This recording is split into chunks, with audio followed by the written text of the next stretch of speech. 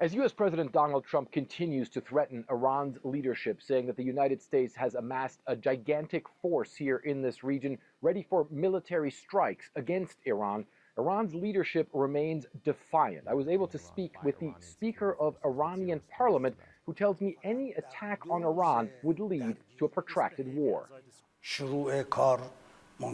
Maybe Mr. Trump can start a war, but he doesn't have control over the end.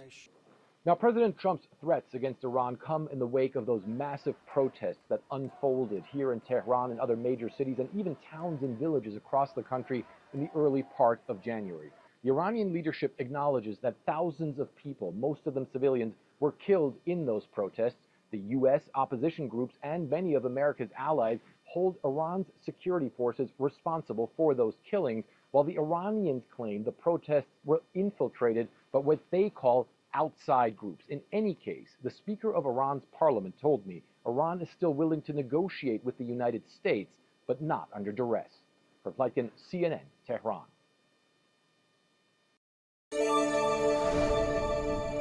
I'm national correspondent Kayla Gaskins in Washington. President Trump is signaling he may be ready to use military force against Iran as the U.S. builds up firepower in the region. The Middle East on edge as President Trump leaves the possibility of U.S. strikes against Iran squarely on the table. We have a large armada, flotilla, you can call it whatever you want, heading toward Iran. If we do make a deal, that's good. If we don't make a deal, we'll see what happens. The president says he has two conditions to avoid military action. Number one, no nuclear, and number two, stop killing protesters. The U.S. military is now positioned to act if the order comes, having spent the past few weeks moving heavy U.S. firepower into the region. Reuters reporting President Trump is weighing targeted strikes against Iranian security forces and leaders aimed at spurring protesters back into action. The goal is to create conditions for possible regime change. And that's why the military option is on the table, and that's why it's being considered. Earlier this week, a high-ranking advisor to the Ayatollah said any U.S. military action on Iran will be considered an act of war, and the response will be immediate, all-out, and unprecedented.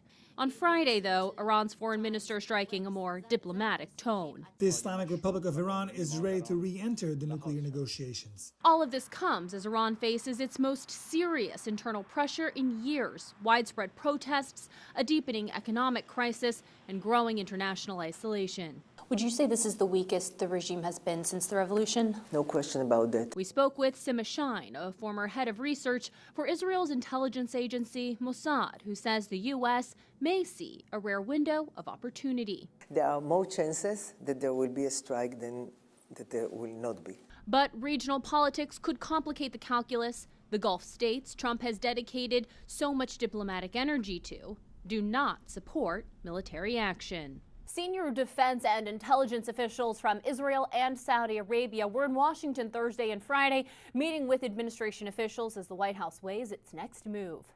In Washington, I'm Kayla Gaskins.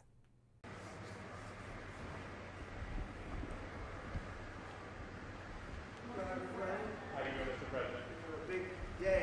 One of our great people, Dan, Aaron, they're getting married. That's a big day. Very loyal, very fantastic people.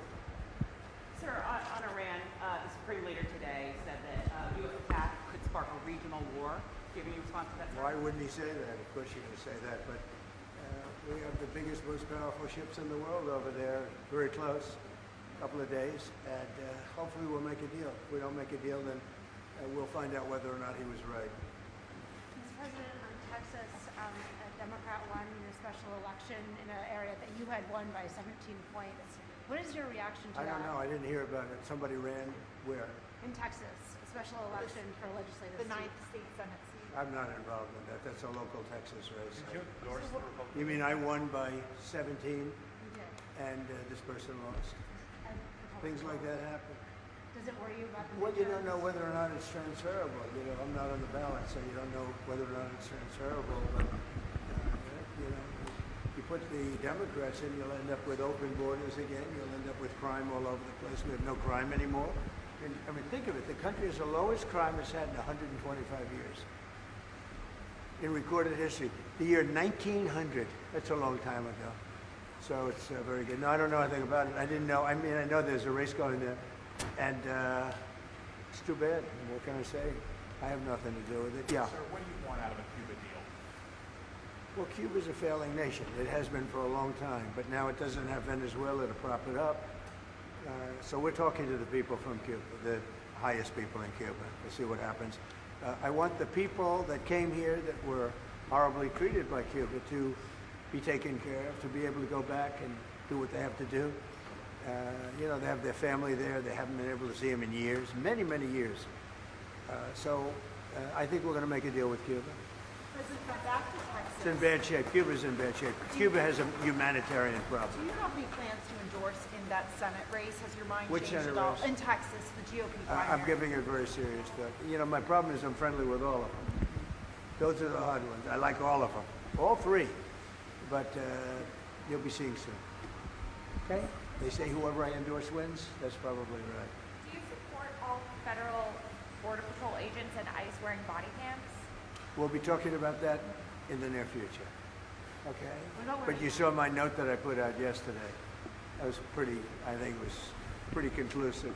Look, we stopped crime in our country and the border is the best it's ever been. Thank you very much. I got to go to a wedding. Thank you, sir. So I'm not concerned about war. What I'm concerned of is miscalculations. And I think President Trump is wise enough to make a correct decision. How can a meaningful negotiations process be jump-started right now? We have lost our trust to the United States as a negotiating partner. There are now some intermediators, some friendly countries in the region who are trying to build this confidence. So I see the possibility of another talk if the US negotiation team follows what President Trump said, a fair and equitable deal to ensure that there is no nuclear weapons. So if this confidence is built, you are ready and willing to sit down directly with the American side?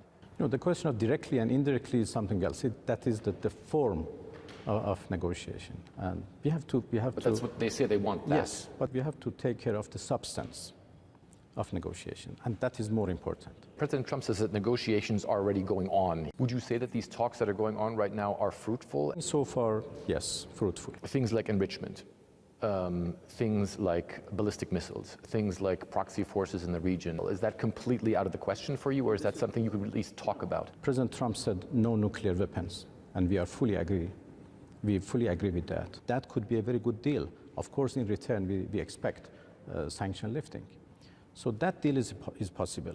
Let's do not talk about impossible things. What do you think the consequences would be if there was a full-on military confrontation between Iran and the United States? If war starts, that would be a disaster for everybody. In the previous war, we tried hard to limit the scope of war between Iran and Israel. This time, if it is between Iran and the US, since the US bases are spread all over the region, then inevitably, many parts of the region would be involved, engaged, and that could be very dangerous. Being prepared doesn't mean that we want war. We want to prevent a war.